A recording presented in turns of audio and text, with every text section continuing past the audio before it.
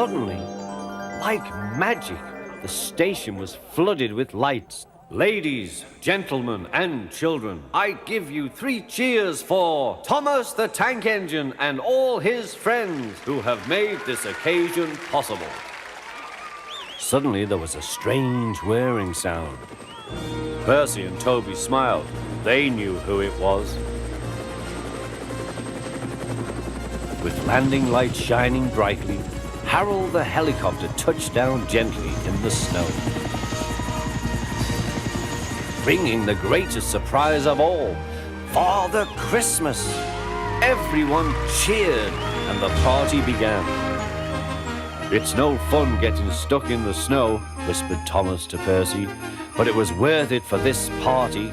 Happy Christmas, Percy. Happy Christmas, everyone."